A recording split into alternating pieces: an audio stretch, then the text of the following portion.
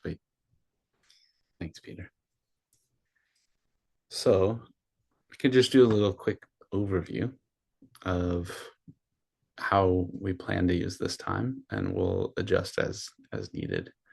But I think this flow should generally meet the needs and purposes that we have. So first thing is I'll spend a little bit of time talking about the maybe intention and direction of the retreat, a little bit about the structure of the retreat.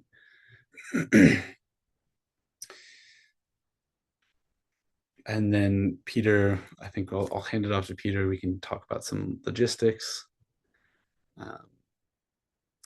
We'll pause there at that point to take some initial questions, just about what we've said so far. And then we'll leave a little bit of time, I think, for us to also talk about the intensive, kind of this period that you might have seen us advertise a little bit about leading up to the retreat, how to kind of dive in a little bit more fully and be a little bit more focused and intentional about that period. So we can talk about that, and then we'll open up to the rest of questions and just time to chat. So let me get started on the overview of the retreat. So I think all of you by now, or most of you, have probably seen that this retreat, we extended another day. So previously we've done Friday, Saturday, Sunday, where really only Saturday is a full day, and then Friday is kind of most of the day or half of a day, and Sunday is just the morning. We got feedback that people wanted more time, and I think that was nice anyways, because Peter and I wanted more time. So we're starting on Thursday evening now. What this means, previously we've done like kind of the day early to have more like community and social time. So that is essentially getting condensed just into that evening. And then basically starting Friday morning, we're kind of off to the races, and we have a full day Friday, full day Saturday, and then again, half day Sunday. So that's a little bit structurally about the retreat. So we have a longer period of time. It's a little bit longer period in silence, noble silence, which obviously, we can talk a little bit about that for those who aren't familiar. But similar to how we've done it in the past, it's a functional silence. So we don't need to be silly about it. If there's immediate needs that need to be taken care of, we discuss those, and there's a chance to kind of have an exchange with Peter or myself to talk about practice. So it's not a total cone of silence, but just, functional silence. And I was actually just reading, I was in an interesting art exhibit the other day, and I was actually talking about some of the psychology of solitude, and how basically when we're alone, we no longer have the internal expectation of needing to have social interaction with other people, and allows us to appreciate beauty more, and drop a few of the different layers of like stress or comparison that we often have. This is also true of silence. It takes a little bit longer with silence than it does in solitude, because we have to trust that we really are in our own kind of inner solitude. But that's why we do that. And I can talk more about that if there's questions. So basically with this structure, we get Friday and Saturday of like full deep dive meditation days. And then we get Thursday, we'll do a little bit of meditation, but it's mostly about connecting and landing. And then Sunday morning will be a little bit of reintegration time, but we'll still obviously be in our process then. A little bit about the direction of the retreat. These are themes that we've certainly touched on before, but I think Peter and I were talking a little bit about whether there's something we wanted to go specifically into this go around. And what we came to is really one broader category and then one thing at the core.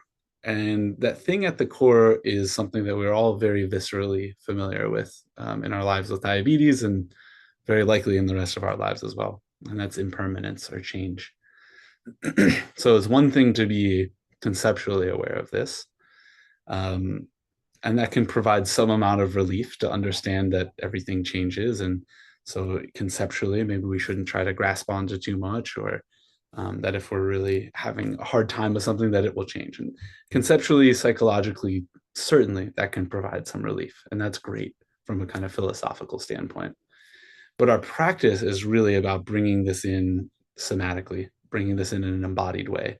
And so change really is one moment, one millisecond to the next millisecond that change is happening.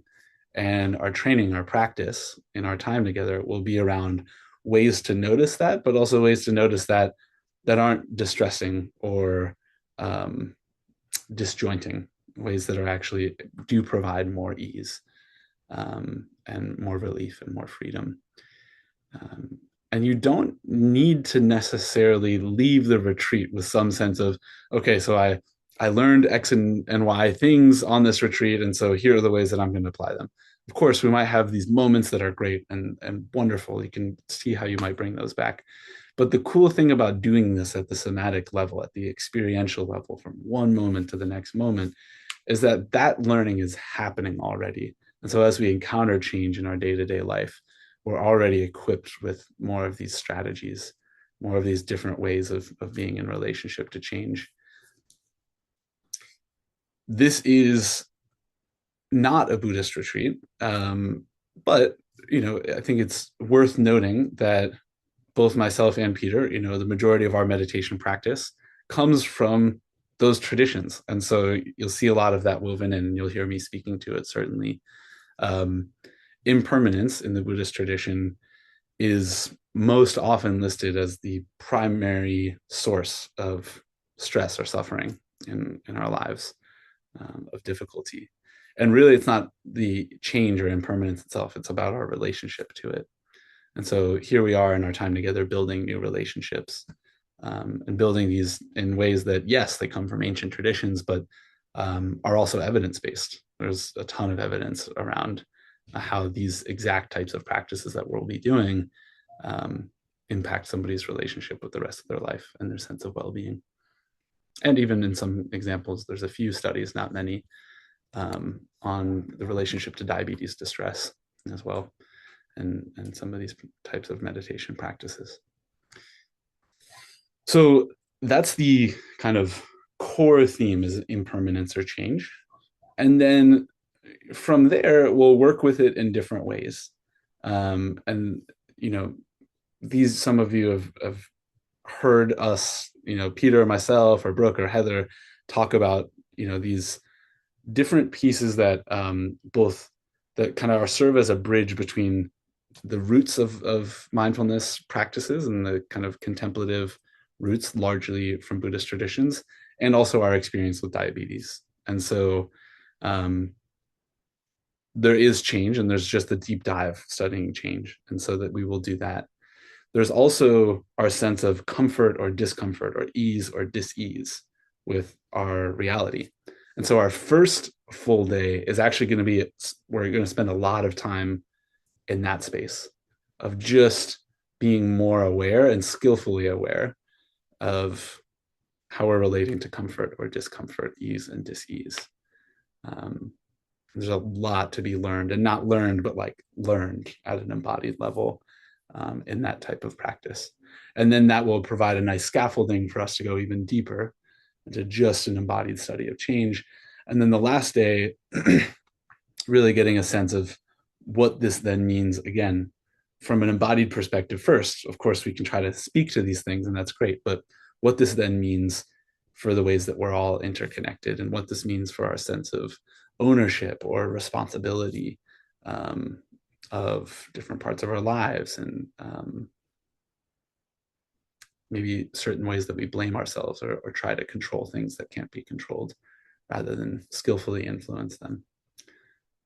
So that is kind of the trajectory of the retreat. I think that's the core of what I want to say there.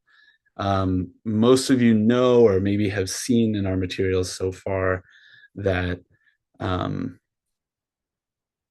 majority of the day is spent in seated meditation practice. There are definitely ample breaks also, and it's very important to have a kind of comfortable seated position. In some cases, that actually might mean lying down. It's also possible to just stand up, but stand up in place. We'll also do walking meditations. That's kind of a separate thing.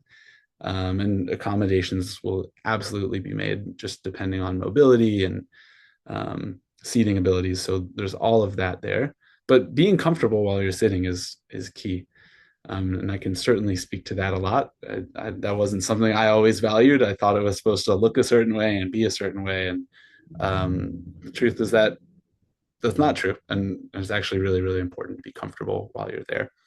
Of course, you always have to have a balance of not falling asleep too. So caffeine helps, and maybe mild discomfort in certain cases is not a bad thing. But anything more than mild discomfort is not something we want to go for. Okay, I think that's what I want to say about the kind of content-wise part of the retreat. But Peter, do you want to say some things about the logistics? Oh, looks like you're muted, by the way. Oh yeah. Yeah, absolutely. Thanks, Sam. Yeah, so some of the logistics, and I know some of you have been to the ashram before. Some have been to the West Coast retreat, perhaps, and not to the East Coast, and some have been to both. So the physical location is about an hour and 10 minutes from New York City, so it's fairly convenient. There's a lot of ways to get there, and they'll all be in a retreat package. But there's a lot of we do a lot of carpooling going up there. People tend to get together. We kind of facilitate that, make sure that everyone's comfortable getting there in an easy way. But if someone is flying in, it's there's trains, there's buses, there's Ubers, and lots of ways rides from New York City to get there. The ashram itself is a beautiful property, kind of self-contained. There's three main buildings for the housing, and you'll see when you go to register different options from single rooms to double rooms, shared doubles, to the panini, which is our dorm style or community housing, which is usually 4 to 6 people per room, some doubles there. So just a variety of different housing, all with shared bathrooms, but all comfortable. The retreat fully includes bedding and towels, so it makes the traveling a little easier. The retreat in the West Coast, we kind of had to bring everything. And the nice thing about this ashram, especially in the meditation room, it's a beautiful room, very quiet, very peaceful, and full of backjacks and blankets and cushions and chairs. So lots of options. And what we experienced last time, especially in this retreat, that people are kind of mixing up how they want to sit and how they want to be throughout their for their practice. So the retreat itself is very accommodating. The food there is also vegetarian, with options for vegan and gluten free and celiac. And our experience last year was fantastic. Like the food was kind of off the charts. Yeah, lots of hearts from Sam there, and it was good food, lots of it, and they definitely took our T1D community to heart when they prepared food for us. So very careful and intentional of what they prepared, but also they made some amazing chocolates that I remember, and always good options there. So food is very comfortable, and snacks. And for those who were there last year, the whole facility has been redone. So the dining area is completely redone. I heard they have like a little latte machine now, and they're making it a little bit more latte friendly, I guess. So that will all be there. Um, let's see. We plan to have about 34 people, somewhere between 34 and 36 people at the retreat. So a little bit, probably a little bit larger than last year, but we still want to keep it very comfortable and easy for everyone. And I think it'll be a good number for us. And as I mentioned, obviously everything's included with the registration. So the registration, your food, accommodations, all included in the price of admission. Um, Speaking of the price of admission, there are some discount codes out there. So if you have one, feel free to use them. If you don't have one, there is something called DS Early Bird 50, and it's on some of our materials, and also DS Fall 50 gets you $50 off the Panini rooms between now and the end of the month, perhaps maybe to the 25th. So just know that they're out there. And we also made it easier. Initially, you had to provide an access code, which I know, where's Kathy? A few of us had challenges registering, and so we just made it so no access codes. Everyone has access. You just use a discount code on checkout. It will say discount code, yes, click it and apply, and you'll get a small discount. Um, let's see what else I can mention. Probably that's it from my side on logistics, and I know some questions will come up, and I'm happy to answer them. As John did mention, there's a camping option this year as well. There's 3 or 4 camping platforms that we opened up, so we'll have camping, and some of those have been booked, which are great. Um, and once you register, probably sometime next week, everyone's going to receive a packet. And in the packet is a survey, gives us information about you, just making sure for us that this is a good fit. We're spending 4 days together. We want to make sure that you understand, and everyone understands what the retreat experience will be like. This an article that Sam wrote about what to expect at the retreat. So I think that's very helpful to kind of read and acknowledge. And there's a waiver that you would sign, as we all do when we're visiting someone's space, right? So we have a waiver for the retreat center and for the Sangha. So all that will be coming to you. And last thing in that will be the intensive. So maybe, Sam, I don't know if you want to pause for questions now, if you wanted to mention the intensive, but there'll be a way to sign up for the intensive, which will be an optional experience with us for the month before the actual retreat. And all the information in the packet, how to sign up for that, would be included.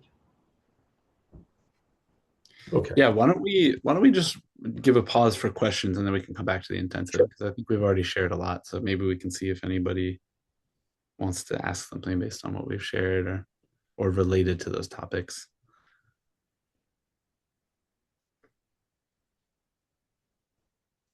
Yeah, the floor is yours. So you can just unmute or you can put something in the chat if you're more comfortable. What's the daily schedule like? Like time of day we get together? Yeah. Wake up call, Beverly. Yeah, so the way that we've done it in the past, and I think this will be very similar. We've typically had an optional but strongly encouraged session before breakfast. And I want to say breakfast was it 8:30, Peter?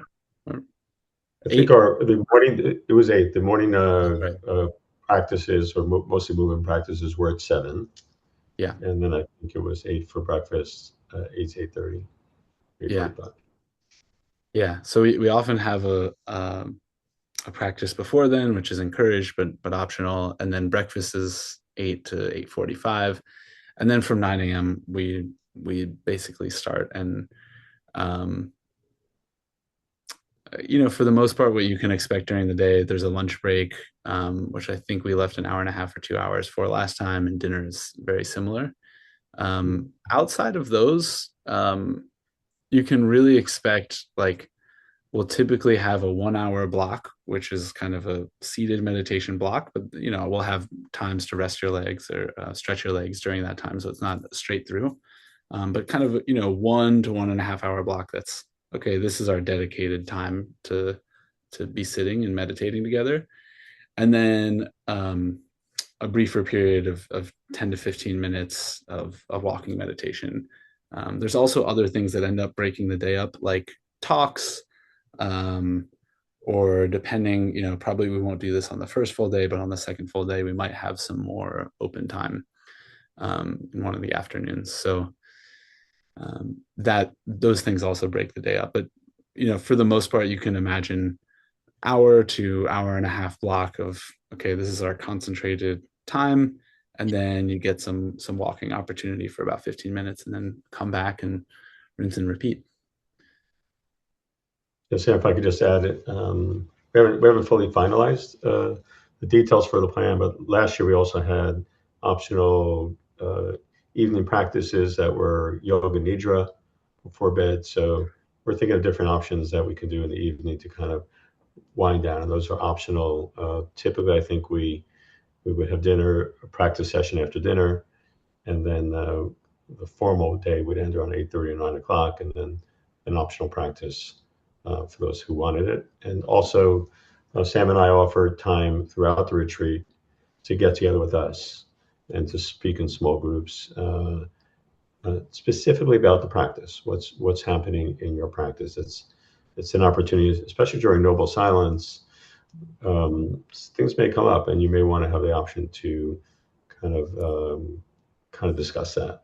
So we create opportunities from time to time that they're more. It's formal structure. They're timed, and we'd also always be available as needed. Yeah. So there's a question about which airports. There's a few, Carol. So the closest ones are probably LaGuardia and Newark, where folks are credited. Any of the New York airports, folks flew into. Depending where you're flying from, there's also an airport in Westchester, which is actually the closest, but not the most convenient, because not a lot of flights go there.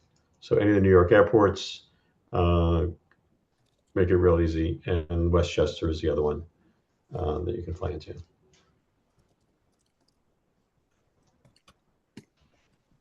And kind of mundane question, but is the bedding and everything unscented? It sort of have chemical sensitivities. So Yes. absolutely, I would look into it, but I believe so. Yes. Yeah, it is unscented. Yeah. Okay, awesome.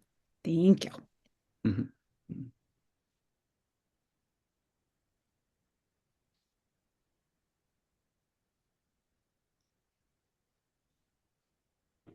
I had a question.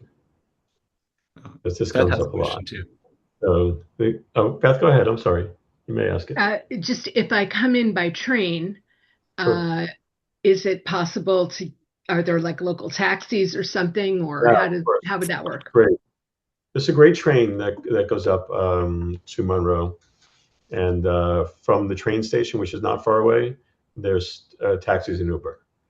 So this is not Cool. really rural. It's a lower Catskills, which we should mention. I didn't give it a plug, but absolutely beautiful fall foliage. That was our requirement. Sam and I didn't have many, but that was one of them. Like, we want to be up there during fall foliage, the time of change also. So I think that's the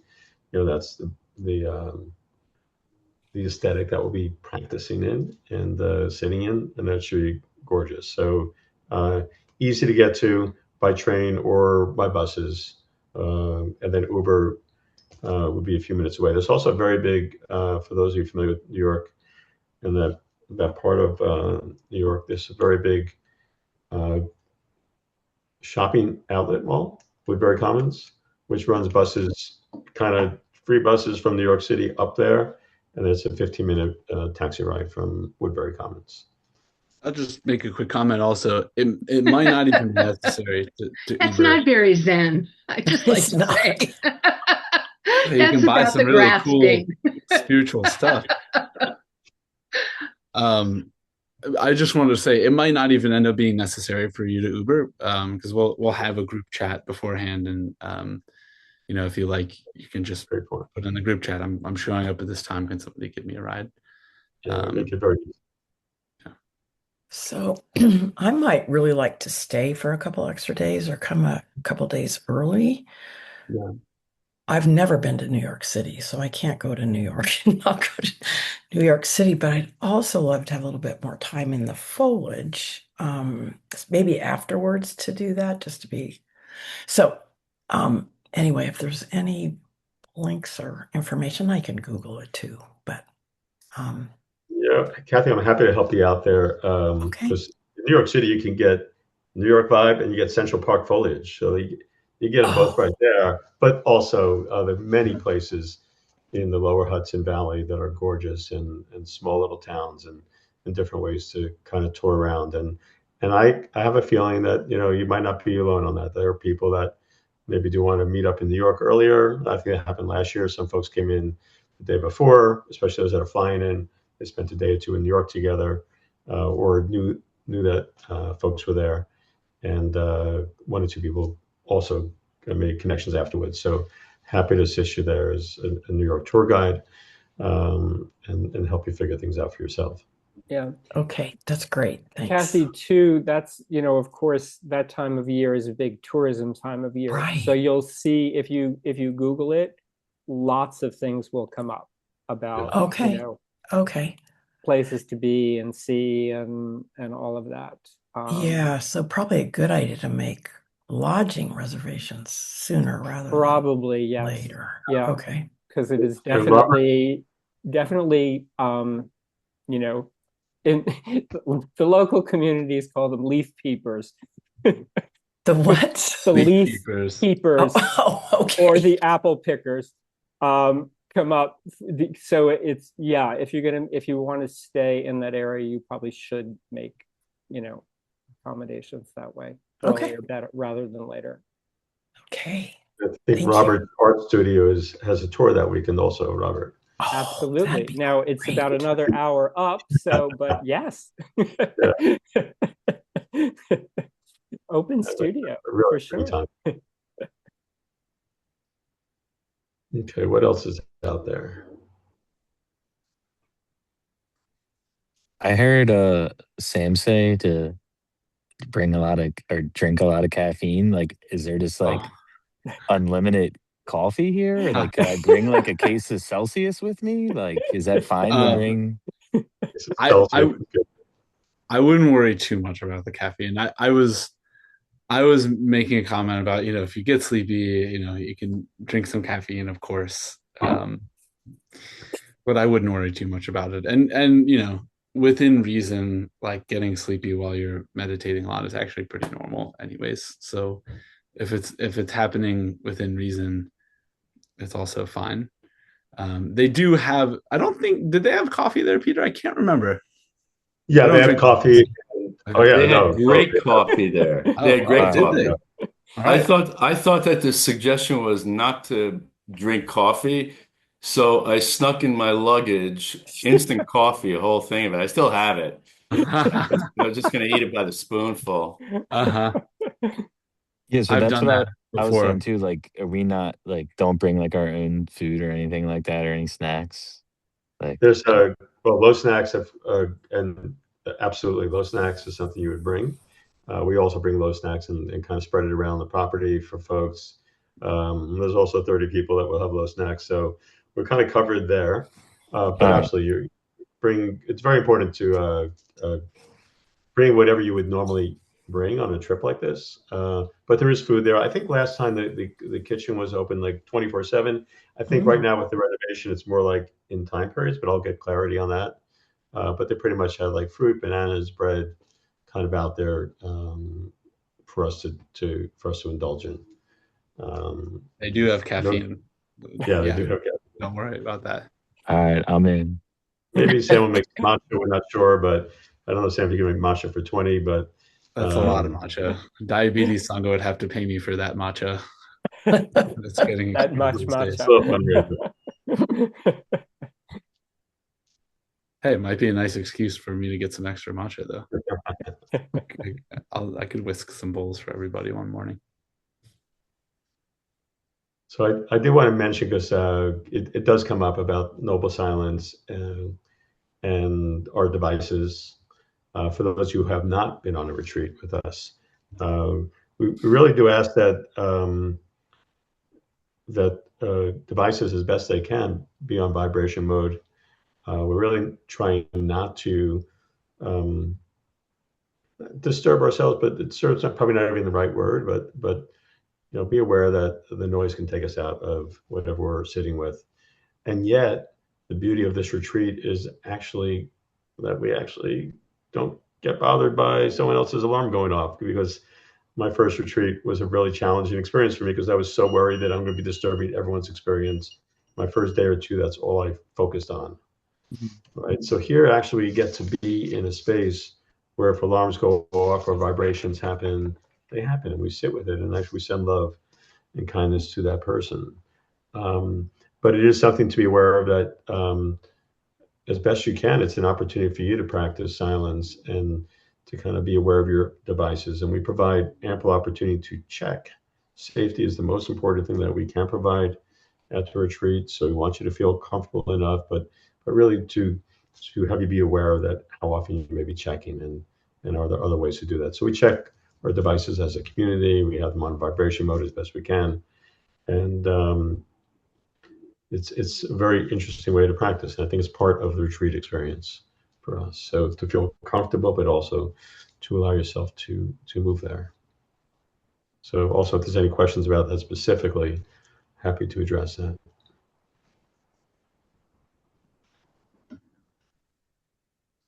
Thanks, Peter. Thanks for covering that.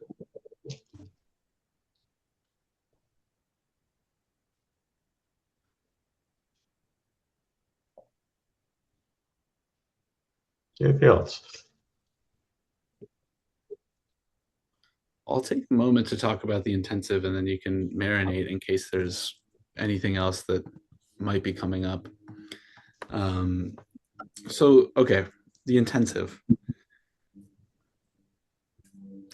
In thinking about how we can make this experience feel a little bit deeper and a little bit more integrated with the rest of the life, both before and after the retreat. One structure which both Peter and I have done outside of the DiabetesSangha before for our own practice is this intensive type of setup. And in that setup, you take a certain number of weeks, and sometimes it's between two retreats, or sometimes it's just leading up to a retreat. And you kind of use it as an intentional period of extra meditation practice, but also extra study from a more kind of philosophical or intellectual perspective. And then reflection, and that could look like, or will in this case look like actual reflection, written or verbal, with Peter or with myself. So this is totally optional. You can go to the retreat and not do this, but it is only for people who are on the retreat. So the opposite is not true. This is a special kind of offering for you all who are planning to come to the retreat.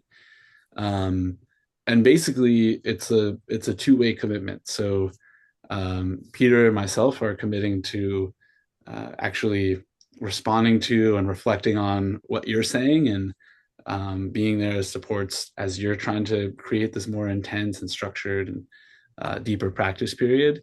And then you're also making the commitment to respect our commitment to you by actually kind of following through on the different things that we've said the intensive entails. And what that is basically, it's a 4-week lead up. So the 4 weeks before the retreat, each week we'll have a live session where we'll have a talk. Either Peter or myself will give a talk, and it'll be like a little bit longer form of a session. It'll be a little bit of meditation to settle, a little bit of a talk, and then a silent period. And then another part of the commitment is a book of your choosing, or text. In theory, it doesn't have to be a book, but and you don't have to commit to finishing the whole book either.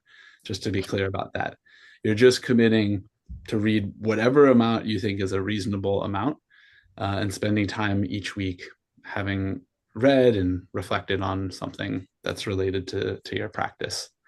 So you have a lot of birth here and what that looks like. And then there's a certain commitment that you want to make to practice on a daily basis. Again, there's no specific amount, or we might have put a specific amount, but I think it was on the order of like 15 minutes, 15 to 30 minutes per day. But it's a commitment to practicing every day, to doing some amount of reading per week, to attending 3 out of those 4 live sessions, and then to giving us a weekly reflection, either Peter or me, a weekly reflection on all of the rest of these elements, and what's coming up for you. Yeah, so I think that's what I want to say about that. And I will say I plan to just kind of model this a little bit and I will give my own reflections. I'll be doing the intensive too, And so I'll give my own reflections just so you can see what I'm reading and thinking about. Yeah, and hopefully that's helpful. Do we give our reflections in writing or verbally? You could do either one. You could do either one. You could send an audio message, like you could record an audio and send it, or you could write something down. What time are the live sessions, Sam? Oh, I think we said Tuesday nights. Is that right, Peter? Oh, I think we're still fine tuning that one. Probably Tuesday nights, which makes sense because that's our free night.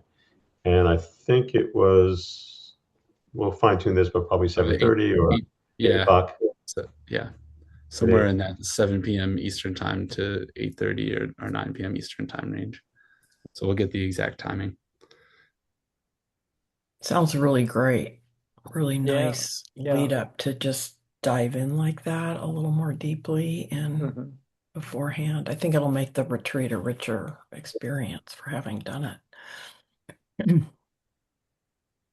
the hope. Yeah. What kind of parameters around the reading materials? I think the only thing is like the request is that you communicate it to one of us beforehand. So it's kind of up to you, Karen. I'll give you an example. Like if you are, I'll give an example of something that feels maybe like a left turn away from like okay, this isn't explicitly spiritual or something. I was actually just giving this example earlier today in a slightly different context, but some of you know my mom, who probably will be at this retreat, and my mom loves gardening, and so like maybe my mom's book is actually something about gardening and doesn't have to do with meditation directly, but as she's reading it in the context of this retreat, she can't help but also with this intention, right? Like it's also you're studying this as you're studying a spiritual text of sorts, and seeing how it's going to impact you in that way. And so she's reading this, and maybe she's getting from it, oh my gosh, this is how you care for other life on the planet, or something like that. So if you feel that this is a text that you can relate to, or a text or a source material that you can relate to in that way, then you can make that call. Obviously, the ones that lend themselves most easily, you could do some ancient texts, or you could do a modern text that's about meditation or spirituality. But if you want to go outside of that, just give us an idea of what you're looking at. But you get to be in charge. Sounds good. Yeah. Is there any way that you guys could make maybe a recommendation list of spiritual books that you would recommend for us to read during it? That'd be great. Definitely. Yeah, I think also especially around the retreat material, right? So the retreat definitely has a focus. So there may be some books related to that. Yeah, really want to deeper that. That would be terrific, actually. Yeah. Yeah, I did drop my email and Sam's email, which I think most of you have also. So if any questions you wanted to reach out to either one of us, of course, happy to connect at any time. There's also in the WhatsApp channel, there is a retreat. I think it says fall 2026 retreat because there's a few of them now, but you're all welcome to join that as you sign up for the retreat. It's just a way that we can communicate. I know some people have already joined in there just for questions or community, but that will be where our group tends to gather and talk all things about retreat. So we can stay connected. Actually, in the process, it's normally we would start this 6 months before even, but we're right in there, and so this is a great time to consider as you consider the retreat, or if you're committed to it. How might you want to spend those 113 days, 17 hours, 37 minutes leading up to the retreat, and kind of considering this part of it as well.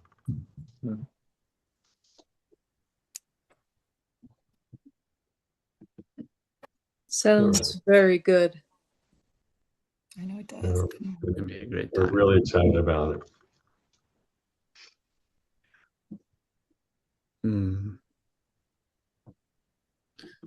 Lovely. Well, if there's no other questions, you also have Peter and my email now, and certainly most of you have our cell phone numbers too through WhatsApp. So super easy to reach out, and yeah, really excited to do this together.